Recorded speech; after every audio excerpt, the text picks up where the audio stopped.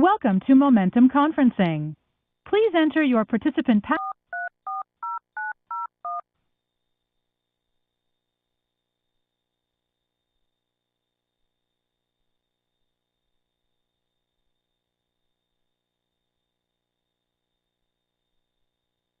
Thank you. Your passcode has been accepted. If you are the moderator of this conference, please press the star key now.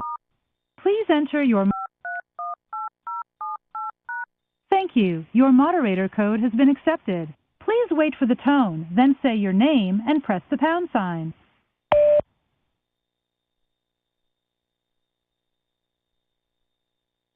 At the tone, you will be the fourth caller into the conference. To mute or unmute your line during the call, press star 6 at any time. Fair. I know. Anyway, I think we're on. Are we on? Oh, no. They're buzzing us. That's what they're doing.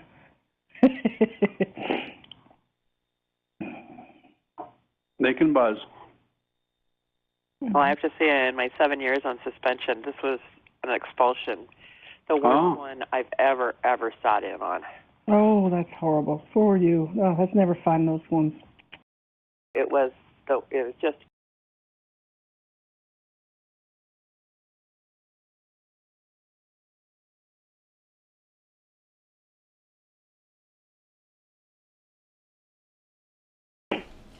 Trustee Swan, you're there? Yes, I am. Okay, and Trustee Wendy McPherson? I'm here. Good. Trustee Cram, are you there? I am here in spirit. Oh, come on.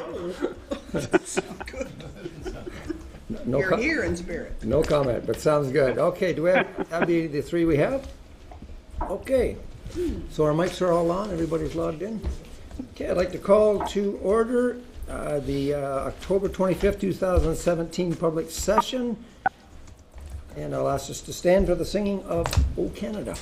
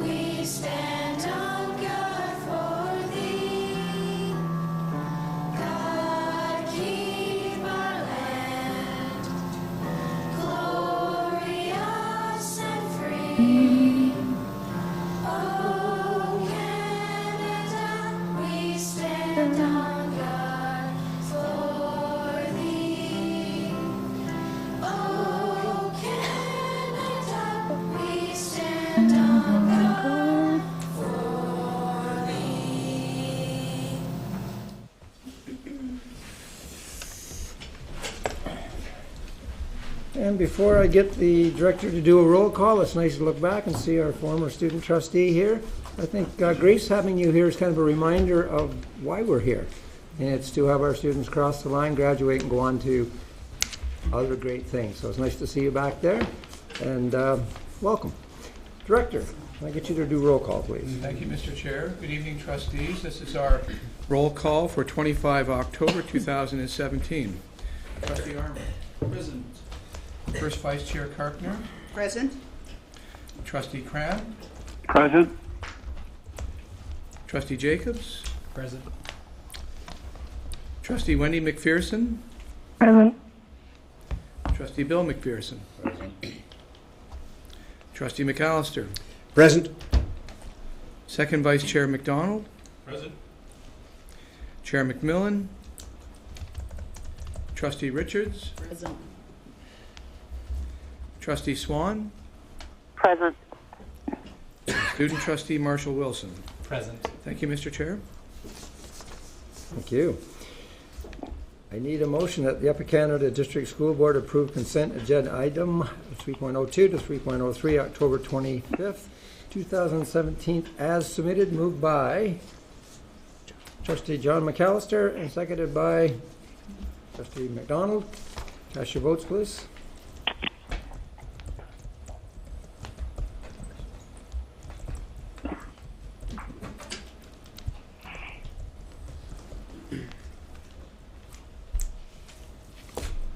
And that carries. Trustee Armour, I assume you're in favor? Absolutely. Thank you. Oh, you're doing good. Do we have any conflict of interest declarations? Seeing there are none, we'll move on to a report from the private session. Committee of the Whole, October the 11th, 2017. At its Committee of the Whole meeting in private session, October 11th, 2017, 2 personnel matters were discussed and no recommendations were brought forward to the board. So that moves us on to our presentations. It's been a while since we've had our schools, and we can honestly say we've missed you. So we're going to start with Chimo, and I'm going to turn this over to, who would be the, all right, Superintendent Coons will do the introduction. Thank you, Mr. Chair. Good evening, everyone. This will be a very brief introduction because of my voice, for one. But I would like to say that this is one of the advantages of having a realignment of schools with superintendents is that I've been able to spend a lot of time in Smith Falls and in Chimo Public School. So it's been a real pleasure to see such a vibrant and busy neighborhood school. And they really are bursting at the seams and doing really great things. I'm really pleased to bring forward and introduce both the principal, Stacy Dowdle, and Vice Principal Lee Doxey. I'm going to vacate my seat to allow them to join us here at the table. Thank you.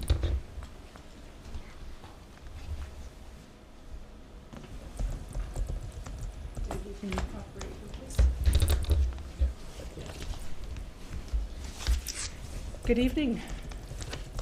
So for those I haven't met, I'm Stacy Dowdle, Principal. I'm Lee Doxey, Vice Principal. And we are happy to be here tonight to share our stories. So Chimo is a kindergarten through grade 8 school. We are one of the rare ones that still have our 7s and 8s. We're located in Smith Falls. Last year our enrollment was 540 students, and this year we've decreased down to 468. This was mainly due to the ARC process that we were part of last year. Our boundaries were adjusted. Dual track French immersion and core went into Duncan J. Schooler for K-3. So that moved almost 60 students from Chimo into Duncan J, and it decreased our new JK enrollment for this year. Chimo is a dual track school offering both French immersion and core French to students in kindergarten through grade 8. And our students come to us from varied socioeconomic backgrounds, and our families have a wide range of educational backgrounds. We are a large staff of 46 with teachers, LTO teachers, RECEs, EAs, office staff, and our custodians. So our EQAO data, initially our numbers would indicate a bad news story, but as we have dug into them, we do see some good news emerging through it. We have seen a decrease in level 1 students in reading, writing, and math over time. This has been most significant in our math scores. Comparing the past 2 years, our grade 3 math, we went from 16% of our students at level 1 to just 5% at level 1. Of those still at level 1, the majority are really close to that tipping point of level 2. 2 out of the 3 students at level 1 scored 1.7 or higher. And that same trend can be seen in our grade 6 math, our grade 3 and 6 reading and writing. The majority of our level 2 students are also really close to level 3. In grade 6 math, for example, 25 of our students were at level 2, 64% of those were at or above 2.5, 40% were at or above 2.7. The majority of our exceptional students are performing at high level 2 or above. Looking again at math, in grade 6, 53% of our exceptional students were at level 2, 47% were at level 3. And again, the majority of those students at level 2, even with our exceptional students, were at a high level 2. Looking at our EQAO attitudinal data at the start of last year, we found that there was a decline in our students' attitude about their reading and writing ability from grade 3 to grade 6, and that students in both grades didn't like math and felt that they weren't good at math. At the learning teams, we began to work on developing a growth mindset in both language and math, and this year we've taken this on as a whole school. In June, we implemented a student survey similar to the EQAO questions. We noticed that our primary students were more positive than our junior students, but we've seen growth in both of those divisions. This was supported in our current EQAO attitudinal data. Through our SIPSA work, we've identified a need to work on learning goals and success criteria with both staff and students. A staff team recently attended the Thinking Symposium with Sandra Herbst, and this team is bringing their learning back to the whole staff team with a focus on the learning goals and success criteria to improve formative assessment, student feedback, and student self-assessment. So as Stacey stated, our school-wide focus on growth mindset continues this year, along with the use of learning goals and success criteria to improve assessment and feedback. Last year, our literacy team used Tony Steed's book, Reality Checks, Teaching Comprehension with Nonfiction, as a focus for our work. In addition, we had a team of French immersion teachers working to link the social studies and language curriculum with rich, action-oriented, culminating tasks. We will continue this work in this learning cycle for literacy, broadening it to include our non-immersion teachers, so rich, action-oriented tasks will be created for both streams. It's hoped that this will increase our student engagement. So far, this has proven to be true. For instance, last week, a grade 5-6 French class was involved in a heated debate in French about whether Louis Riel was a hero or a traitor. Teachers are also collaborating about this new work and sharing their ideas for rich assessment tasks via OneNote.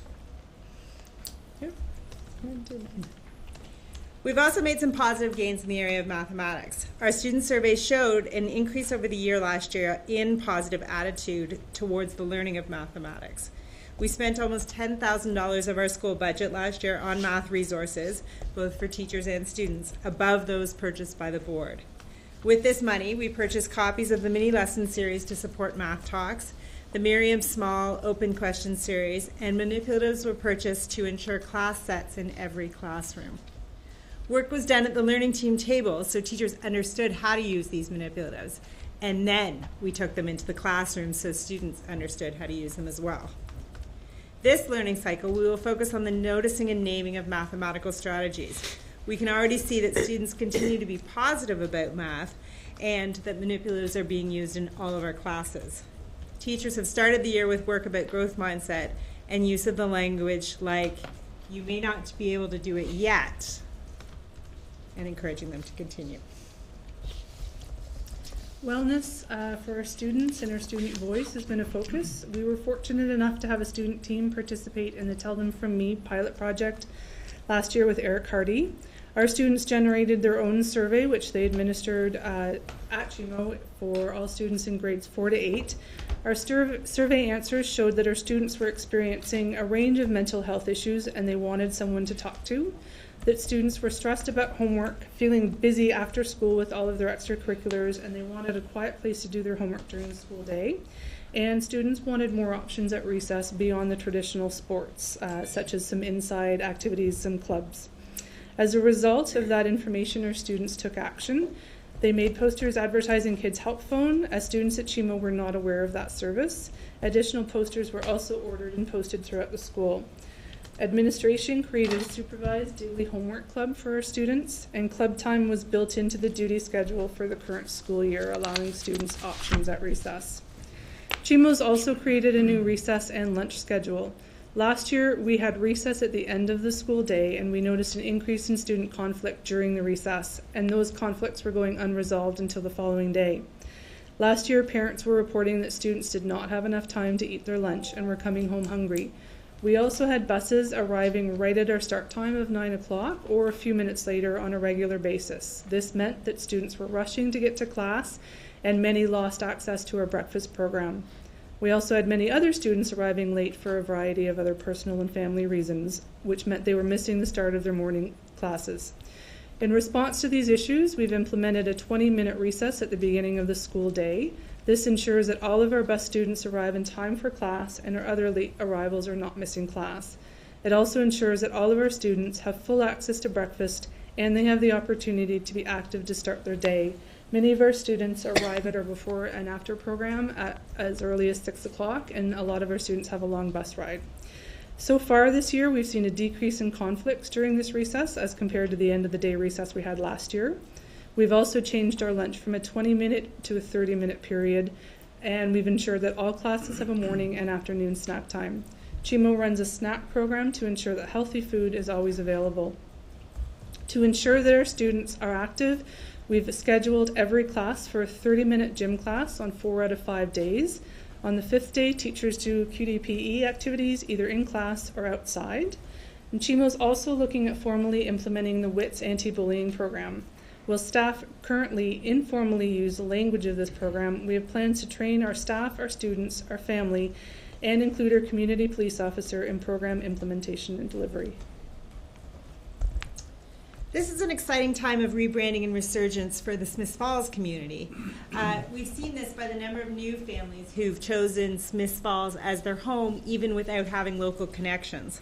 Moreover, we have a number of community partnerships going on.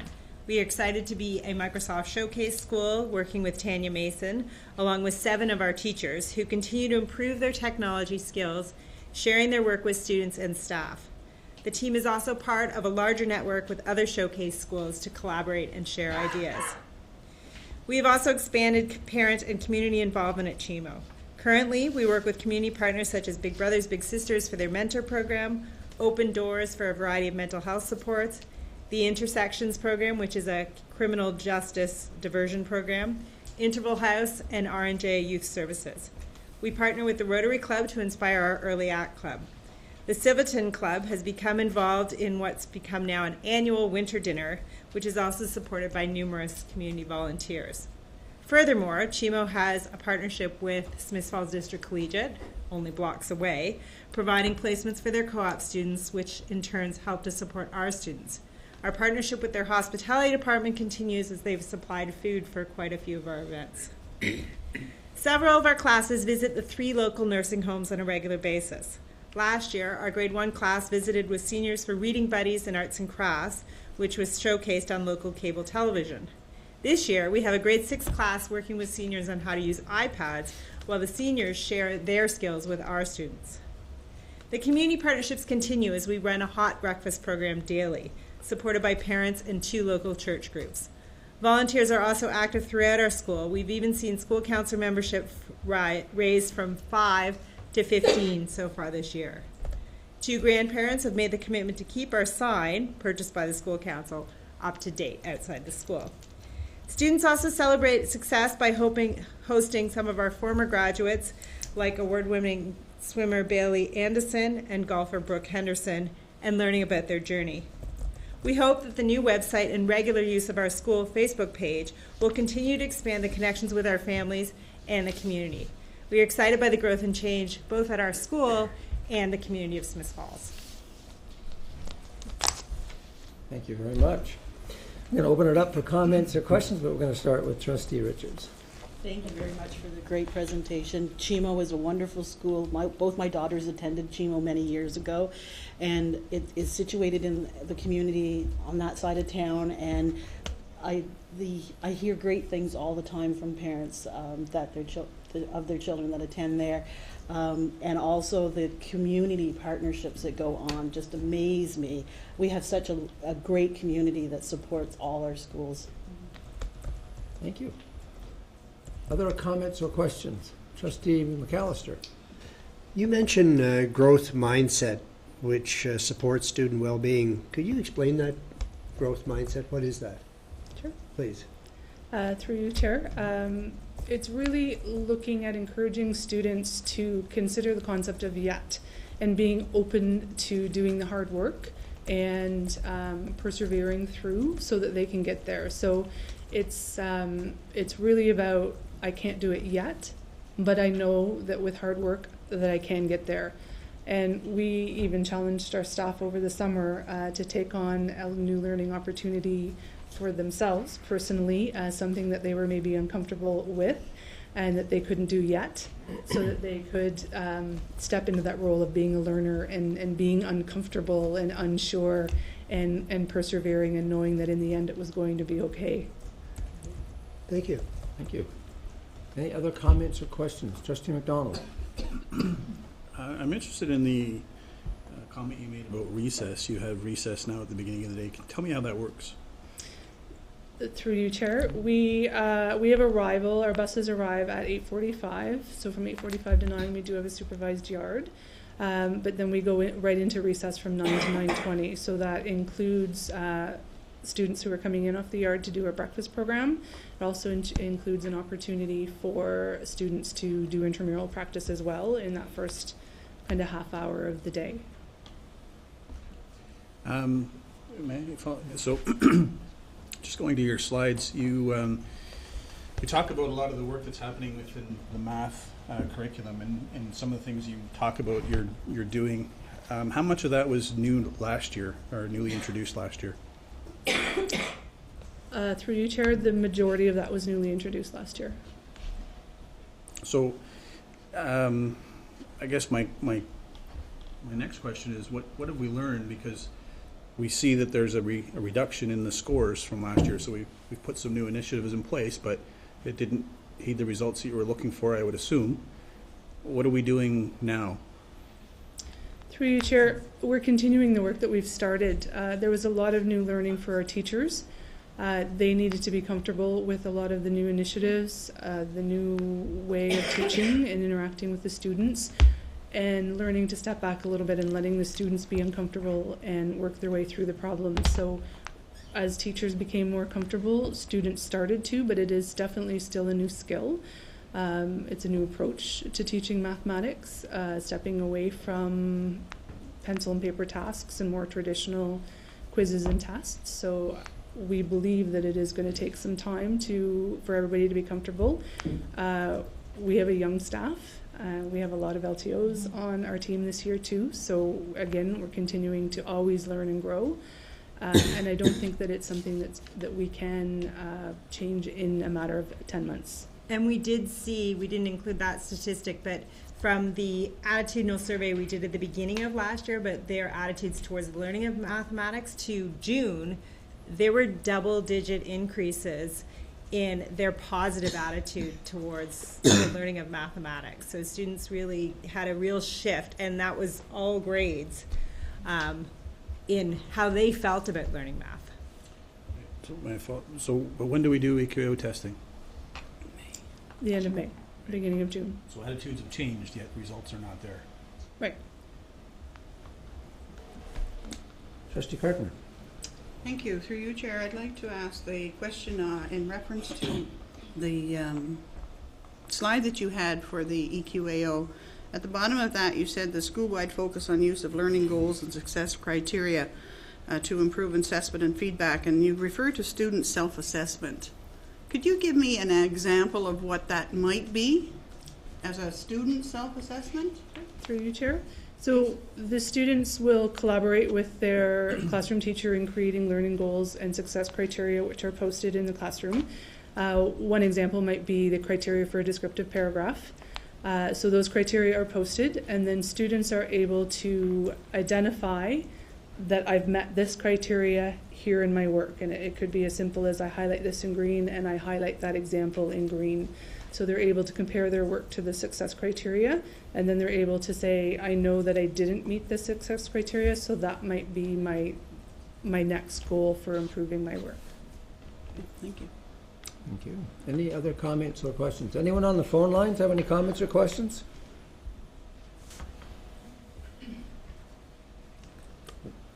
Trustee Bill McPherson. Thank you, through the chair. You're a dual-track school. Kind of a two-edged question here. What is your current core versus French immersion numbers? And you see these changing as full immersion spaced in at Duncan J. Through the chair. Through you, Chair, we have one kindergarten class of core as compared to 3 kindergarten classes of immersion. And then we have 5 grade 1 to 8 core classes versus 15 immersion classes. So we certainly have far more students in immersion than in core. Last year we had 5 kindergarten classes, so we know that we're down 1 kindergarten class with the change. I don't know if that will ever be balanced between 50-50. I would anticipate probably the immersion program will stay stronger than the core program, but I think we will see a drop. Okay, thank you. Any other comments, questions? Seeing there are none, I want to thank you very much for coming in and sharing this with us. Thank you. Thank you for having us. Okay, the next presentation I'm going to turn over to Superintendent Val Allen, who's going to introduce the staff from Glengarry District High School. It's my pleasure to welcome to the table Principal Trish Brown and Vice Principal Leanne Chaput from Glengarry District High School. They are the school is located in North Glengarry, and we may have heard a lot about the school last year in terms of the art process. And this evening, Trish and Leanne will bring to us all of the other great things about Glengarry District High School, about their programming and their connection to a very strong community. So I'll turn it over to Trish. Welcome. All right. Thank you. And good evening. It's an honor for Ms. Chaput and myself to be here to speak about Glengarry District High School on behalf of our staff, students, and our community at large. Glengarry is located in the bilingual town of Alexandria in North Glengarry in the eastern portion of our board. Our total grades 7 to 12 student population is 311. We offer several diverse program opportunities for students such as French immersion, specialist high skills major, dual credit, OYAP. We have a very strong music program, construction tech, transportation tech, and co-op as some examples. Our specialist high skills major programs include transportation, health and wellness, and hospitality and tourism, with a very strong 66 students participating in those programs. Experiential learning is an important focal point for our school, as it is for our board and ministry, and we thus embrace co-op education. We have 10 students participating in dual credit, our 2 students in an Ontario Youth Apprenticeship Program. Because of this, we rely on our community heavily to support this programming. Some of the local businesses include bakery, retail stores, our hospital, accounting firms, banks, farms, nursing home, restaurants, and local garages, to name some that are being accessed this very semester to provide authentic experiential learning opportunities for our students. So positive community connections are really important in creating learning pathways for our students, and we certainly appreciate and benefit from these positive relationships on a daily basis.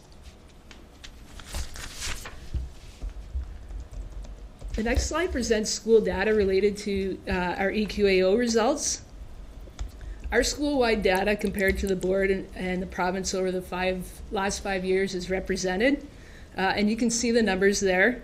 The first 3 columns refer to applied math results. The next 3 are academic math results, and the last 3 refer to the OSSLT results, or the literacy test. When we map these numbers out, we are looking for trends. And the obvious trend, the one in red that requires further inspection, is in our applied math results across our school and the board and the province. Our academic math and OSSLT result trends are good, but as a school, we always want to improve on these. At the bottom of that slide, we talk about a little bit about graduation rate. So in this, if we look at the far right column, you'll see a 2011-12 column. This graduation rate represents a cohort of students who actually graduated in 2014-15 over 4 years, and 2015-16 over 5 years. And this is our most recent data set. So within this cohort, we had 69 students represented. 59 graduated with an OSSD. 10 students were leavers, and we don't know more about their story or outcome. Of the 59 that graduated, 1 student graduated in 3 years, 56 in 4 years, and 2 in 5 years. So EQAO and graduation rate, that data is grade data, which we use in creating our school improvement plan goals. But we also want to drill down more deeply into reports generated by EQAO, as an example, which tell us how students did on each question, what area of the curriculum and the achievement chart that is focused on in these questions. This deeper, richer data helps drive and steer us toward our school improvement plan actions. And in our next two slides, illustrate some of the work that we are doing to improve student learning in the areas of literacy and numeracy, and at the same time improve our own practice. So you can see the overall goals for literacy and numeracy are to improve our EQAO results, and we picked 5% improvement across all the boards for each. So to carry that out or do the work of our school improvement plan, we are working in two distinct teams, a math team and literacy team, who formally meet approximately once a month. We have 13 teaching staff participating in either the math or literacy team out of 20 teachers across the intermediate and secondary teaching panel, plus Ms. Chaput, myself, our learning partner, and sometimes present are assistant principals and superintendents. So there's a lot of connective tissue and support associated to the actions of our school improvement plan. This work is the really rewarding work that gets us down to the student level for school improvement, which is where we really want to be. So how do we do that? I'm going to talk a little more about our actions. So by focusing on student work, connecting our work and practice to each and every student, we are able to get down to that level.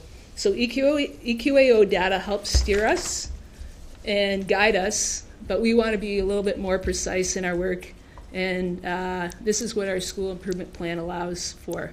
So if you see and read our if-then statements for math and literacy, they may not make, and I'm not going to read them, and to you they may not mean a lot, but for us they were derived from teachers collaborating, deciding on an exploratory task or a pre-assessment, and then gathering information from our students.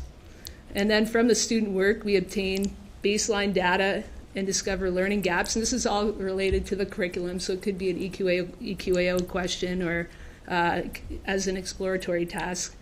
So we collectively, we decide upon our intentional actions to address those gaps. And this is where we get to engage in discussions about our own practice. And we ask the question, what is the best teacher move here? Collectively, that's where the collaborative work begins. In this work, we maintain our alignment and focus by using learning goals and success criteria. We monitor our work and student work using pedagogical documentation, which includes observations of student work, the conversations that go on in the classroom, and student product.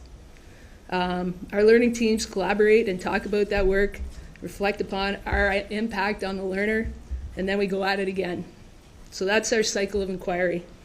So the content of the two slides presented shows some of the pedagogical documentation that we engaged in to track our own professional progress from one of our if-then statements or cycles of inquiry. So the big ideas that we try to make sure we attend to is that our work is rooted in data collection, and what does that data tell us about our kids? And then teacher collaboration with a focus on student work. And we know research states and our experience tells us that this will yield the biggest and best results in student learning if we stick to that process. So it's cumbersome work to make time for teacher collaboration, and we are definitely not in a flow zone in terms of implementation, but we know the impact on student learning when we consistently engage in this collaborative cycle of inquiry will be monumental. That's our belief. Some veteran teachers, sometimes people who have done a lot of different things, are harder to convince about changes in practice. But some of our veteran teachers speak about this being the best PD they have received because it is focused and aligned. And it speaks to next level engagement to staff who are committed and believe in what we are doing. And I can't say we're 100% there, but there is a growing belief in the process, and that's really important for us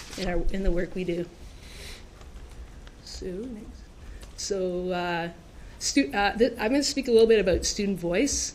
And we always want to make sure the voice of our students is represented in the work that we do at Glengarry. A really great starting point is in asking ourselves the question, how do we invite student voice at Glengarry? And in this chart below are some examples of mechanisms or student groups or clubs which provide a venue for student voice. So you see listed Student Council, a club we have called Empowering Student Partnerships, and the Tell Them From Me survey are great ways for student voice to be heard. Outlined here are some of the direct actions we are engaging in as a result of student voice. The first example illustrates a student desire to have a house system, a wish our students have had for a while.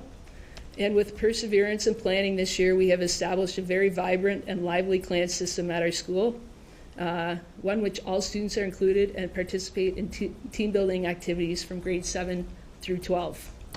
And so this is one example of student voice in action at Glengarry. Our big question, though, with regard to student voice always is, how do we attend or notice the students who may feel they do not have a voice? That is the toughest question and gets at the heart of us consistently achieving a really awesome experience for all of our students.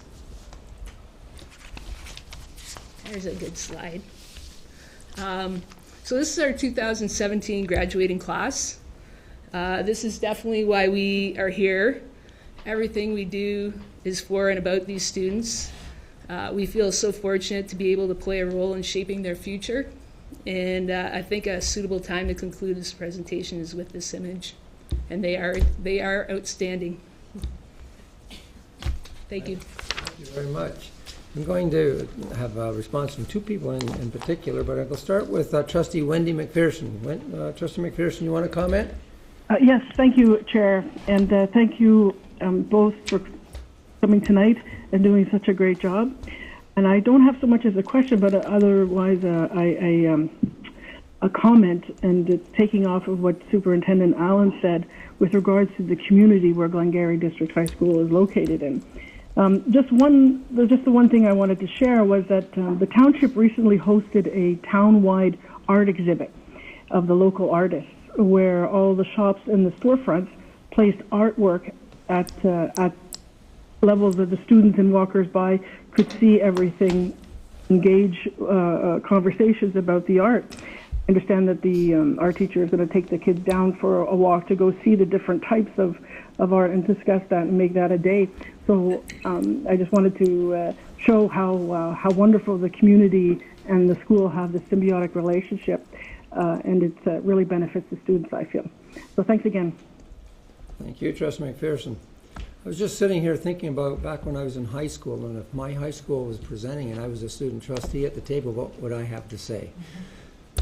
Student trustee Marshall Wilson, would you like to comment on your school? I actually do have a question about slide 4, our theory of action. You quickly mentioned at the beginning of the slide something about working groups or committees focusing on tackling like mathematics and literacy. When you were talking there, sort of went in one ear or the other, and I was trying to comprehend what you were saying. But can you just clarify what those groups are? And is it just our school, or is it like a larger group of schools that's working together? That was... Through you, Chair, good question.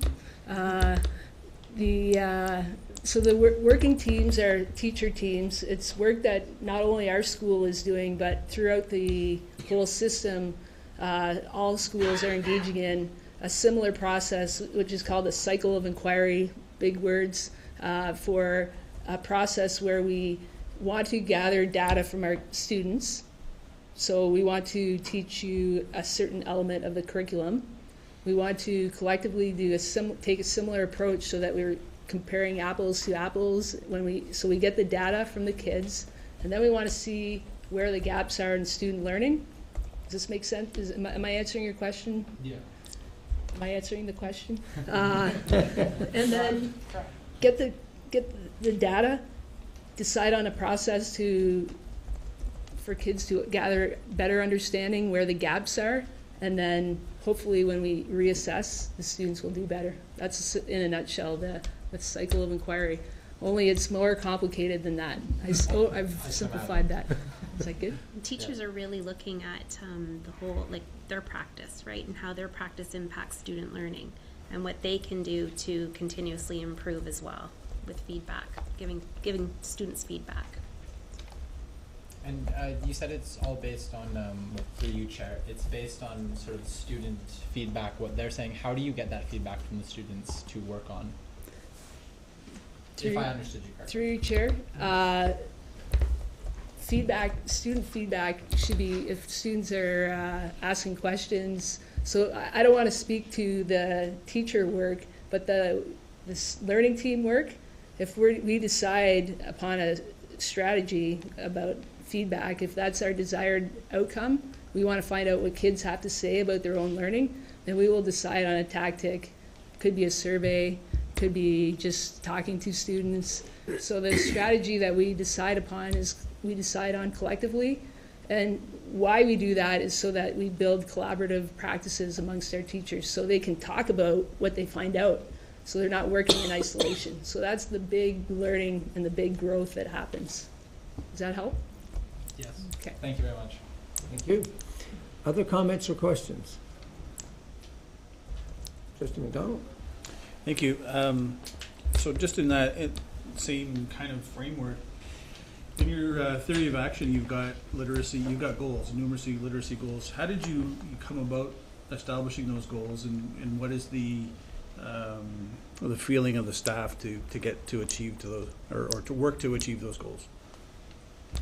Through you, Chair, in our first learning team meeting that we have, part of the work is in deciding the goals that we are establishing those goals. So we look at our previous results and we try to decide on a somewhat attainable, but a little bit lofty, but yet attainable goal. And that number we put down as a marker, a little bullseye, and then the if-then statement. Then we have to dig in deeper and look at our results. So it's really, there's some great tools on EQAO when you go to them that you can actually see the questions, and it's a nice bar graph, so it's easy to read how your kids did, how your students did. And we were noticing problem solving in mathematics, for example, and open-ended questions were questions that we weren't doing as well on. So that's an area of focus. We're focusing on problem solving this next cycle. And just to follow up on the number that you alluded to the fact, and the area of improvement is grade 9 math, applied math, across at the school level, across the board, and across the province. You're at 47% of your students achieving 3 and 4, level 3 and 4. How many of those students that are not achieving level 3 and 4 are at the point where they're at level 2, but just on the edge of achieving level 3 and 4? Mm-hmm. Through you, Chair. Last year we had 17 applied level students, and I believe my math is correct. 8 or 9? Is it 9? 9 were 8 students got a level 3 or above. 1 level 4 actually. The majority were at level 2 thereafter. So that is, thank you for asking that, because it actually is a feeling. Some of those students we thought because we go through a process where we actually try to pinpoint. We have a profile of the class, and we try to predict based on some of the exploratory tasks that we do whether we think the students are going to pass the test. And we thought more were going to pass. We thought we were going to be in the 58% range. So it was, I guess, in revealing the fact that most were at level 2, it's hopeful that we still have a little bit of work to do, but we can bump up the next cohort, hopefully in the same way. Okay, thank you. Trustee Kartner. Thank you, Chair. Through you, I noticed on your survey that you did with the students, they were out looking for empowering student partnership. That was one of the things that you came up with. And I noticed that you had Eva Olson as one of your presenters. How did they react to her presentation? Through you, Chair. So should I tell the group her. Yeah, maybe not everyone knows what it's about. So Eva Olson is 92, must be 93 now, a Holocaust survivor. And she makes it her work to go out and speak to schools about her story. And she spoke to our community, so parent groups as well as our students, and the students loved her. And a follow-up activity with our grade 7 and 8s was that they were to write a letter back to Eva about what they thought about her presentation. And then we mailed those letters to her. They loved her. They all wanted a hug. So it was a very positive and moving presentation for sure. It's an amazing story. Mm-hmm. Thank you. Trustee John McAllister? Trish, Glengarry seems to, well, that doesn't seem, it has a very diverse and rich curricular set of opportunities for students. Do you have any secret to credit delivery opportunities? How do you do that? I think the students drive, through you, Chair, the students drive the curriculum, so their course selections drive what we offer, and they drive the programming, so that's as simple as it gets, really. So then we are just so fortunate to have staff members, often awesome staff members who are able to deliver a really good program for our kids, so there's this huge buy-in. And not just, again, just cyclical, good course offerings. I wish I could say it's just lucky, but the kids ask for what they want, and they're not shy about it. And we try to accommodate. We miss the mark. We have, you see our enrollment, it's 311. So we have to use online where we need to use online. We have to group classes from a 10, 11, 12 where necessary. We have to be creative in how we get kids, cohort groups together for French immersion. So there's a lot of, I don't want to say the kids do it, but they do drive the program, and then we have to figure out how to get the program back to them. Thank you. Thank you. I noticed the student trustee, shy is not part of his name, so I could tell that the look on his face was, yeah, we have no problems doing that. Trustee Jeremy Armour. Through you, Chair, I just have a question for you. So, in regard, how many feeder schools do you have? One. One feeder school? Through you, Chair, one. It's a pointed question. So, I'm curious on the kids that are coming up through elementary school. Do you partner with that feeder school to identify the ones that might be weaker in applied math, for example? Through you, Chair. Not since I've been at the school, we have not. So we work with our grade 7, 8 teachers. That's part of our learning team's work, but we haven't reached down since I've been there into the grade 6 to partner up. So, another question through you, Chair. Would it help? Through you, Chair. In your professional opinion? I think that collaboration at all levels is helpful. So if we collaborate and learn about our learners, we're going to do better. That's the theory of the big theory of our action is that collaboration is the key. So. Thank you. I love that answer. You should be sitting where we are. That was a good one. No, but seriously, it was a good answer. Just a comment. Yes, go ahead. It is important. And I think when you talk about collaboration, we should be doing it across levels. And so, I have 4 kids, and I think that when teachers work together, right across, doesn't matter whether you're in elementary or in high school, it makes such a big difference. So thank you. Yeah. And I was only teasing, but it was good. So through you, Chair, I agree, and the point taken about one feeder school. All right. Any other comments or questions? A question, Chair? Yes, go ahead, Trustee Cram. Through you, Chair, and a follow-up to Trustee McAllister's question. Certainly. On slide 4, where you do mention about students telling you about their choices and what they would like for courses, Can you give us examples of the kinds of courses that they are asking for that either you have been able to add to your curriculum that you haven't had in the past, or kind of plans that you have put into place in order to offer those kind of courses? Through you, Chair.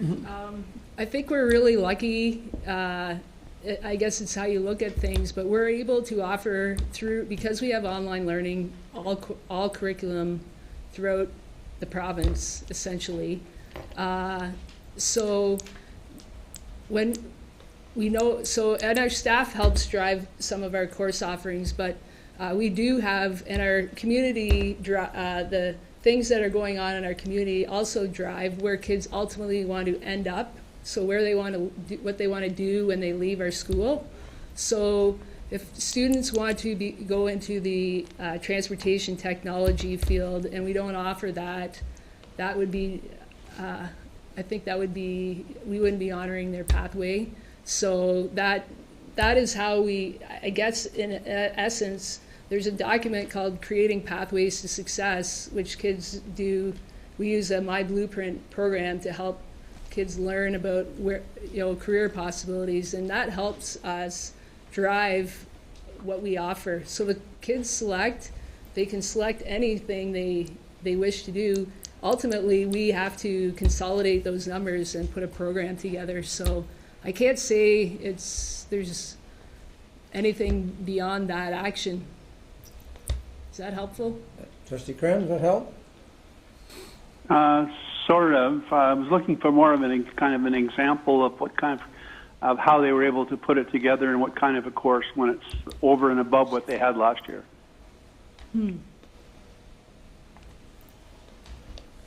I think through you, Chair, I'm not sure so I'm not sure what you mean, Trustee Cram. I'm sorry. So the course offerings are. For example, a grade 9 course offering would be fairly straightforward and directed toward students' compulsory subjects. Similarly, grade 10 subjects would be driven by what they need as compulsory subjects, so English, math. So pretty similar to elementary course offerings. When they get into grade 11, the course offerings broaden, so students are able to pick up more options. And so co-op education, our specialist high skills major helps direct a lot of the course offerings because the kids have to take certain courses to get that red seal. So those are so the transportation tech is an obvious course offering for kids who are in our transportation specialist high skills major. For our hospitality and tourism, it's obvious that we'd have to have some foods or courses that align with that red seal. Same with health and wellness. There's courses that students have to take to get that red seal on their diploma as well. So those are the types of things that drive our course offering. And then, again, student desire as well. So Trustee Cram, are you looking at the creativity that comes out when certain courses are put together? Is that where you're coming from? Or? That's where I was coming from, but I can leave the answer where it is, Chair, that's fine. Oh, I'm sorry. No. I can elaborate a little bit more because I have a child in there. Go ahead, Trustee McPherson. Okay, thank you. Theology is something new that's this year also, and that was because of the kids were asking for that, and it's come through on the e-learning aspect. But if that is kind of the creativity that's going on with regards to our school size and what the kids are asking for. Also, the data management is another piece that was required through some of the university and college applications, and we've got it again this year too. We got it this year. So there's been a lot of creativity going on, and I hope that's what the creativity you're talking about, Donald, to say how we're dealing with our numbers and how the kids are benefiting from that. Thanks. That helps, Wendy. Thanks. Thank you very much. Nice when they're both on the phone. Yeah, I like that. Thank you. Are there any other comments or questions? Student trustee Marshall. I guess I just sort of have a bias comment just on the school itself.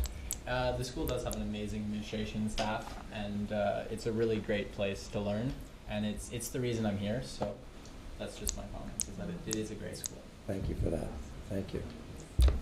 Trustee Parker. Just another comment. The more you can get that message out to your community, the better it will be for everyone involved in Alexandria and at this board table. Thank you. Thank you. Thank you. Appreciate it. I thank both of you, and safe travels tonight. Thanks. Thank you. All right, moving on to the next item, and I think we've left about 2 hours for this. No, is our board improvement plan for student achievement. I'm going to turn this over to Superintendent Barrett and Principal of Teaching and Learning, Shelley Corleone. Thank you, Mr. Chair. I'd invite Shelley Corleone to join us as our principal, our exemplary principal of teaching and learning, who certainly supports us. And also, I don't want to forget Anne-Marie Bobeck, who also is the principal of teaching and learning, who's unable to join us this evening. Okay, thank you. So this evening we would like to share with you the board improvement plan for student achievement. This is a working document that we have provided for you as an attachment this evening. And it's working because we continue to work through a professional learning cycle as we monitor and modify our learning throughout the year. So I was really pleased to hear from our presentation this evening from our schools the focus around the word of collaboration, because certainly the board improvement plan supporting student achievement is a process that is very collaborative in nature and actually begins in the year prior to our 17-18 school year. So much of the foundation of the work was set in place in June of last year under the direction of Superintendent Allen, and I just want to acknowledge her good work there.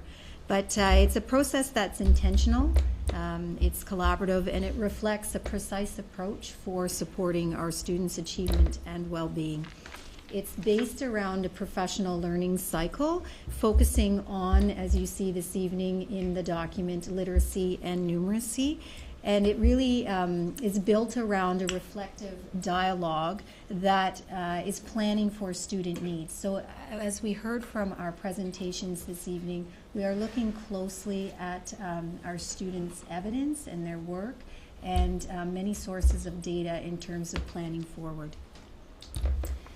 So the BIPSA, which is that nice short term for our board improvement plan, it does support the strategic direction of the board and is in alignment as we prepare all of our students for a successful life.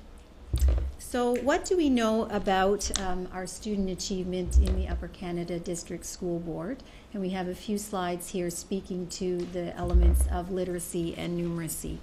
So in creating the board improvement plan, as I mentioned, we are using many sources of data.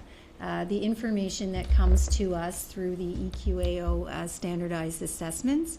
We're looking at our student report card marks. We're looking at the evidence that our students are producing in the classrooms. And we're also connecting with the school improvement plans that are happening, as we heard again this evening, in our schools. So it very much is a process of which we are looking at the data, but we're also listening carefully and working closely with our schools, because in order for us to have alignment as a system, it needs to be cohesive and coherent in action. So the needs assessment happens at a school level, but the needs assessment also happens at a board level. So we have some data here this evening that specifically here is the EQAO literacy scores, and we see from our grade 3 reading and writing, our grade 6 reading and writing, and our grade 10 OSSLT. The story that really from this particular set of data shows us as continuing to achieve in a similar fashion from year to year. We have some gains and some dips, but this is one piece of the story that we examine. And it's important that we, as we heard from our last school, that we really dig into the information and get down to the student desk to make a determination in terms of those aspects that best support our students' learning outcome. So I'll just hand it over to Shelley to speak with regards to math. So in terms of mathematics, we know that that's a sticking point across the province as well as in the Upper Canada District School Board. And when we look at our trend data over time in grade 3, 6, and 9, we are trending below the provincial average. Although in grade 9 applied, if you look at the trend data for grade 9 applied, we are trending in the right direction. I think we have to examine the cohort data as well. And if you look at our grade 9 applied, we actually gain 17% in terms of results from grade 6 to grade 9. So the work in the grade 7 and 8 and 9 world is really trending in the positive direction. And the same thing for our academics. There's a gain of 9% over grade 6, which is something definitely we should be celebrating. Where our biggest dip happens, however, is in grade 6. There's a 25% decrease in results from grade 3 to grade 6. So kids who are at standard in grade 3 are no longer in standard, 25% of them by grade 6. So we really had to do a needs assessment to dig into why was that the case.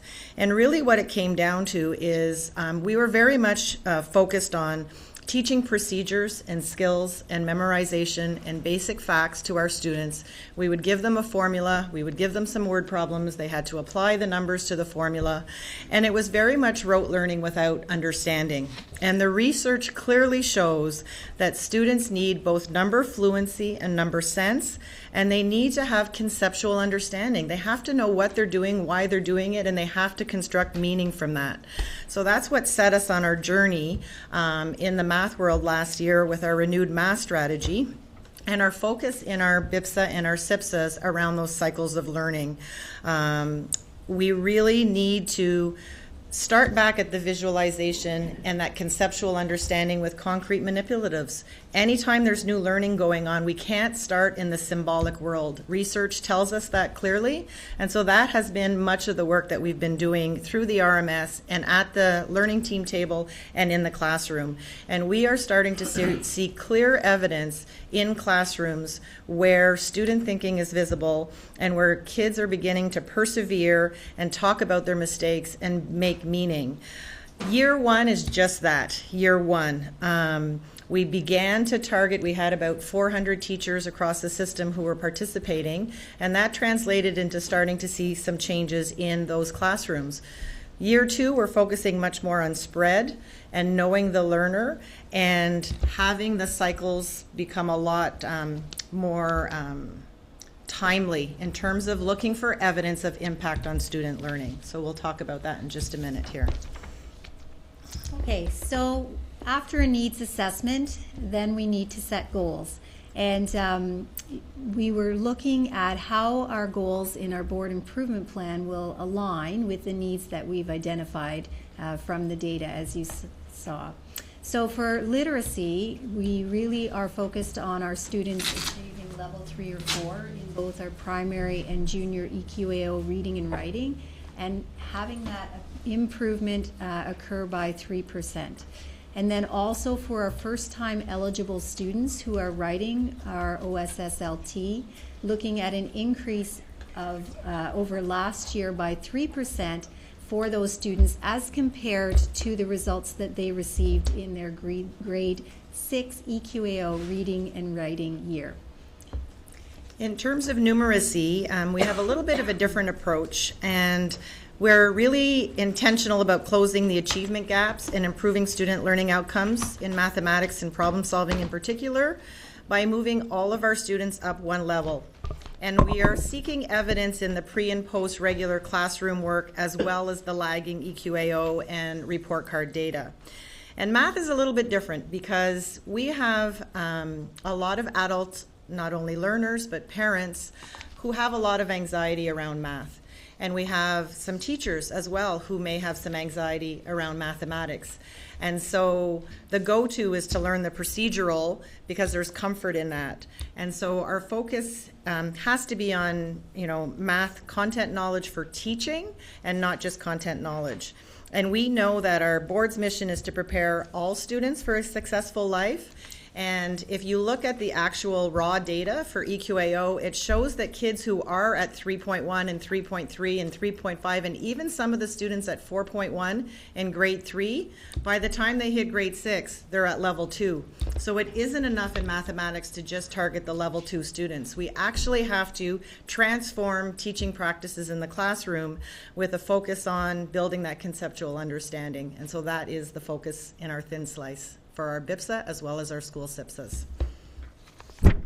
So we really believe in the capacity and capability of our students. We set the bar high, and we know that our students can achieve these high expectations. And we also really believe in our educators and our teachers in our classrooms. And so while we have a goal in place, it's also important that we carry through with strategies and actions to support our goals. And these are the if-then statements that we set as a board for the school system improvement plan. My voice is starting to leave me. And what we also set within our school improvement plans. So for literacy, we're really looking at establishing consistent, intentional literacy strategies within our classrooms from kindergarten right through to grade 12, with a common assessment for learning practices. So how do we know how students are achieving within the classroom? What do we understand about their learning needs right now? What do we know about their profile as a learner and how they best learn? And how are we implementing strategies that can meet their learning needs? In numeracy, we talk about the math strategy and the renewed math strategy, and all along I've been saying, and everyone has been talking about the assessment loop, because we know clearly that in order for students to be able to demonstrate their understanding, they have to clearly understand what it is they're expected to demonstrate. And I would suggest that that is the same for the teachers, and we really do have a dedicated team of teachers who are digging in deeply into trying to notice and name the mathematics, and to work with the students in the learning environment to actually notice and name that mathematics. And so the focus, the thin slice, the if-then, for numeracy is to, with the students, co-construct those success criteria. And you heard some of the schools talking about that work earlier this evening. And then focusing on some descriptive feedback. And the ideal state is to move from the teachers having to provide that descriptive feedback, and then for the students themselves to be able to assess their work and to identify for themselves what criteria they're meeting and to set goals for the criteria they're not meeting. And we know that when students start to have that autonomy, with that comes engagement and then achievement. And they can self-assess and they can set goals. We do have some amazing students, and so that's the thin slice in the numeracy world. In terms of the learning that we did last year, there was a lot of capacity building around the knowledge teaching of mathematics. What we discovered, however, is that we were still reliant on the lagging EQAO and report card data to know whether we were making gains. So our BIPSA this year and the school SIPSAs have become much more targeted in terms of monitoring the progress of our students over and over again throughout the year. So right from the educator with the student voice, the student observations and conversations, they're expected to bring student work to the table, not just the products, but the conversations that were recorded, video clips, and the teachers are talking about what the students can do against those success criteria that are co-constructed. And then collectively they're making decisions about what are we going to do? These are the gaps for these students at this time. Am I going to do a guided math group? What is it intentionally that I'm going to do? And so that cycle of pre and post, where are they? What do I try? And bring evidence of impact. Is the work I'm doing having impact? Because the teachers are working very hard. And so we're asking the teachers to monitor their students in their classroom. The principals are monitoring the work at the learning team level. They're then sharing that at the RMS days bi-monthly, and then they're reflecting upon that in their SIPSAs 3 times per year. So it's daily, weekly in the classroom, monthly in the learning teams, bi-monthly in the RMS, every 3 months in the SIPSA, and then as part of the work of the superintendents, they're monitoring with the teaching and learning team the board improvement. So we're much more intentional this year about tracking the work that we're doing. We have attitudinal surveys, as was mentioned before, around the growth mindset piece of our students, because we know through research that the more students believe they can, the better they can. And that's really what we're trying to do, is give kids the opportunity to dig into their mistakes and make meaning for themselves so that they can have that understanding and then gain the confidence. And we know with that confidence, research shows the achievement results will come. We see this as really as a 3-year vision in terms of starting to see the results. We can't transform a system in, a short period of time, but we are hearing stories time and time again of the amazing work from kindergarten to grade 12 that the students and teachers are doing, and the improvement gains that they're starting to see in terms of not only confidence but achievement of the students. So as I mentioned at the outset, this is a working document, and because it is a document that we are going to continue to have conversation around, that we as a senior team are connecting with within the system when we are visiting our schools, and we really have an approach of shared leadership in terms of our work moving forward. Thank you for allowing us to share this evening, and if you have any questions, we'd be pleased to answer them. Thank you very much. I'm going to open the floor up for comments or questions. Through you, Chair. Go ahead, Trustee Swan. Thank you for your excellent presentation, and it gives me a good idea where we're going.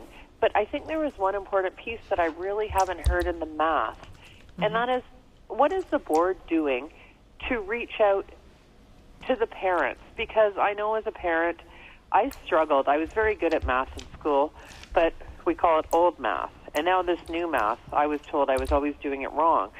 And I think, the support at home for math is very difficult. I'd be on the internet looking up how this new math is done, and it took me hours, and it was very stressful for me, even though I'm good at math. And I just think maybe that's one piece we're missing, and are we looking at that to help support the parents in the new math? Because the majority of parents learned the rote way. Through you, Chair. Thank you very much, Trustee Swan, for your question. We actually do have quite a targeted process in terms of reaching the parents. I did presentations last year to the PIC committee meetings where we invited parents throughout the board about how they can support their children around the growth mindset piece and around building number fluency instead of the memorization of facts. And many of our learning partners have helped support the schools at the school level to run parent information math nights.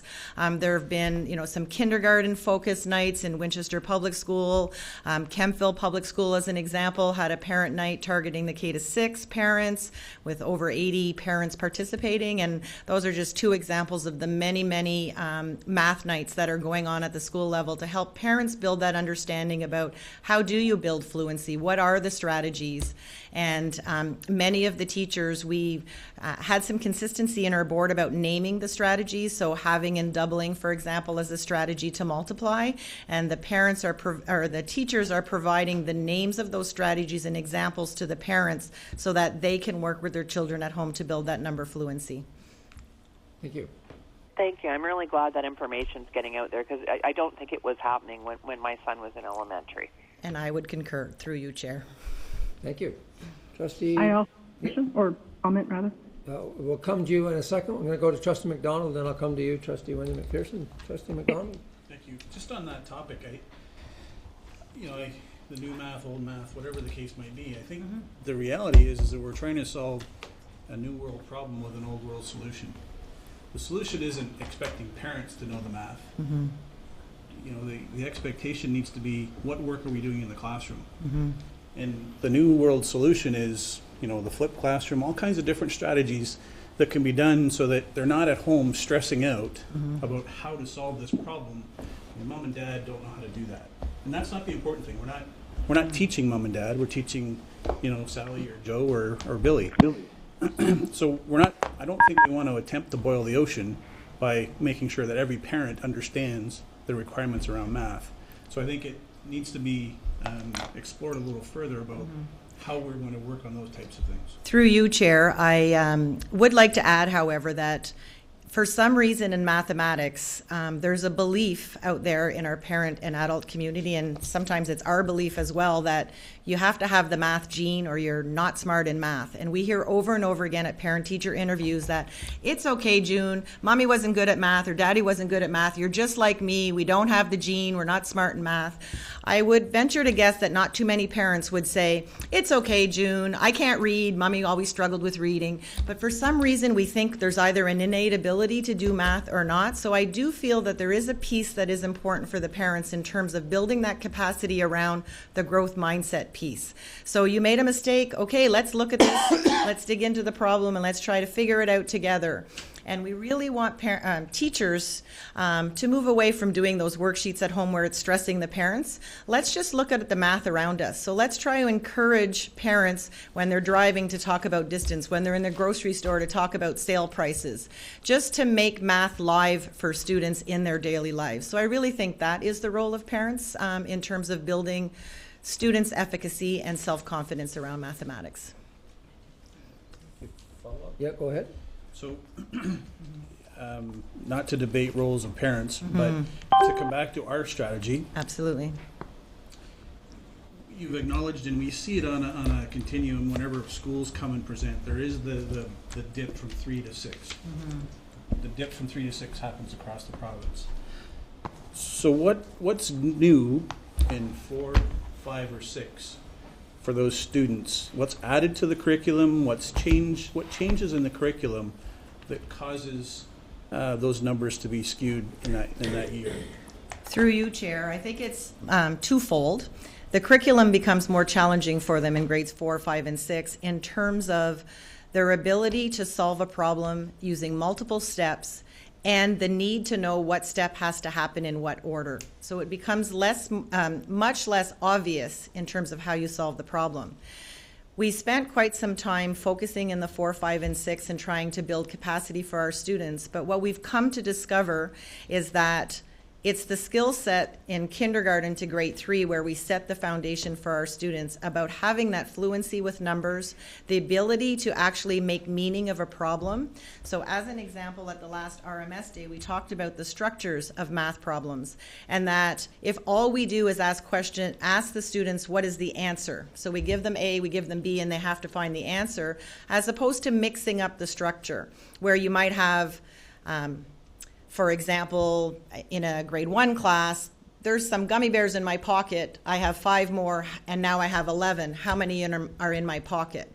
If we mix up the structure of the problem, and there are many structures, we reviewed them with them, it forces students into the thinking space. So it's no longer the rote, oh, we're in addition, I'm given 2 numbers, I just have to add them, as opposed to, I'm given a problem, what am I looking for? I need to make meaning of the problem and figure out what's unknown and what's known and make an estimation and then check whether my answer is reasonable.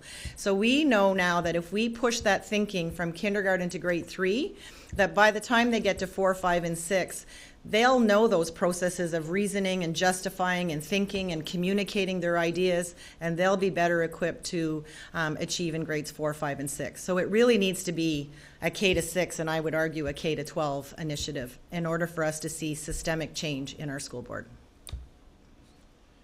I don't disagree that it should be, but what I was trying to get was, is there something new in the curriculum that happens? What is that, the catalyst that makes it go off? So I get the strategy has to be K to 12 or K to 6, whatever, but what is that distinctive difference in grade 4, 5, or 6 around math? Through you, Chair, in grades 4, 5, and 6, there's much more focus on proportional reasoning and algebraic reasoning. What I would suggest, however, is that there actually is proportional and algebraic reasoning in kindergarten to 3, but that the teachers don't recognize it as such and do not make it explicit in their teaching. And so by the time they hit 4, 5, and 6, it appears to be new learning for them. And so what we're trying to do is to bring out those big ideas in mathematics at an earlier age so that by the time they're in grades 4, 5, and 6, it doesn't seem to be a new topic for them. Thank you. Trustee Wendy McPherson. Hello? Yes, go ahead, Wendy. if I can just expand a little bit more on what Trustee McDonald was talking about, and part of what I see happening with our mathematics is that it's becoming almost an English class with them trying to learn what they and put it into words. Is that what you're talking about? Through you, Chair. No, actually, EQAO for a spell used to force the students to express their answers in words, numbers, and pictures. And what they came to discover is that students might have a brilliant solution using one of the three, maybe a picture or maybe an equation or maybe through words. But then when they were forced into those other spaces, they would make mistakes. And so what we've come to realize is that students need multiple representations to express their thinking, but it has to make meaning for them. So for some students, it's using an equation. For some, it's a T-chart. Some, it's a graph. Some of them, it's using concrete materials to show their thinking. The idea, though, is that they need to understand their thinking and be able to articulate it in whatever representation best demonstrates that thinking. And that's not happening now for the UQAO questioning the way it's been presented to the students. Okay. Through you, Chair, they've removed that. They now have the word or, using pictures, numbers, or words. So the child can choose now which method they want to represent their thinking. Okay. Thank you. Thank you. I do have another question, but I can ask it after everyone else. We'll come back to you. Trustee Yeah, McAllister. Thank you, Wendy. We'll come back to you. John? Thank you. In looking at the board improvement plan for student achievement, I really appreciate the target goals that we have set for the 3% and the increased level achievement. But I'm going to be a contrarian, if I could.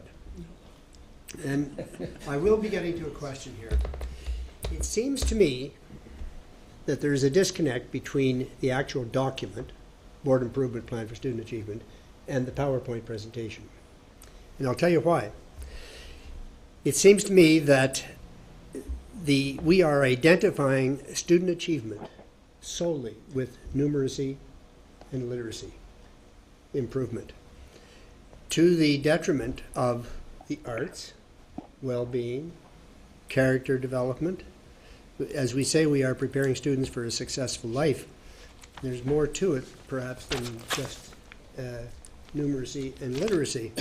So my sense is that there are two issues driving the board improvement plan for student achievement, and I am concerned that would translate into a similar school improvement plan for student achievement. And I personally don't want that.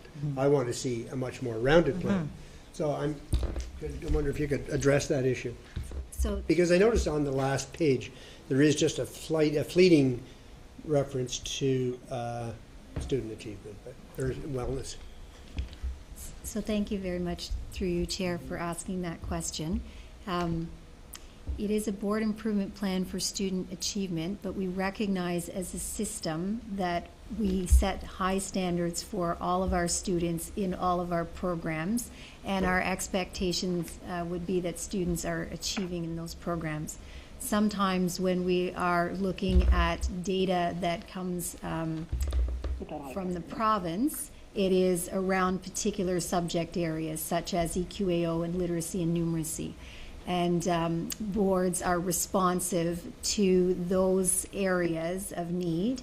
However, that does not negate the fact that we believe, especially here in the Upper Canada District School Board, that all of our students are achieving in all of their programs, including the well-being that you mentioned. So what does that look like in our system? We certainly will have those aspects of well-being built into the programming, and certainly under Superintendent Allen, a strong direction and focus, as well as with the director work plan. So while it may not be specifically articulated within this particular document, because this document is looking at the achievement around literacy and numeracy, and I would defer also to the director if he would like to add comments here, but we certainly would recognize that well-being and wellness is a point of emphasis in our system, but perhaps focused in a different type of document. Director, do you want to comment? Or? Thank you, Mr. Chair, through you. I think sometimes we have a lot of graphics in the presentations, and we may not draw attention to them. So in the actual improvement plan document, there's a graphic on the front page, and then about 3/4 of the way in, and it also is repeated again. It's called the Vision for the Mathematics Learner. Excuse me. I think it's important that trustees see that that's part of a provincial vision, that students who are experiencing success in mathematics, they're looking at it through a whole student lens, right? We're looking at their disposition, we're looking at their ability to engage, their efforts to be proficient, because proficiency matters, and certainly ability to do this kind of learning with independence, because we also value that as well. I do think often when we talk about the results that students demonstrate at certain times or intervals in their learning, that we sometimes forget that we had to use all 5 of those pieces to get that result outcome. And you heard this evening as an example in one of the presentations that the presentation focused on positive attitudes in mathematics. So the research that I heard Ms. Corleone mention is that in the end, without positive attitudes and perceptions, students will never attain the level of proficiency that is believed is possible when there is an idea that I can do this, and I can do this if I try it in different ways, and if I have practice in doing it in different ways. And one of the things that I know that we're working on in terms of proficiency, for example, is about how students talk about the learning climate that we're trying to create in order for them to become more comfortable and more proficient in math, and then also about the learning task, because we heard this evening that part of the difference between grade 3 and grade 6 is about the way that the task is less, or the answer is less obvious, and how the structure is mixed. One really key characteristic between the end of the primary division experience and the junior division experience is about students demonstrating their learning and engaging their learning with minimal teacher assistance.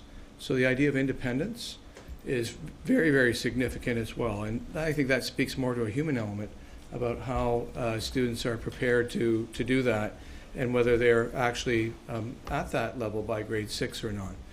And I think, just in closing, Mr. Chair, that is, to circle back to the comment that Ms. Corleone mentioned, that was our effort to start building that capacity, those dispositions, and particularly the independence in kindergarten to grade 6, rather than waiting for the junior division to arrive and for students to find that foreign or not as comfortable or familiar, is really what we're trying to do here.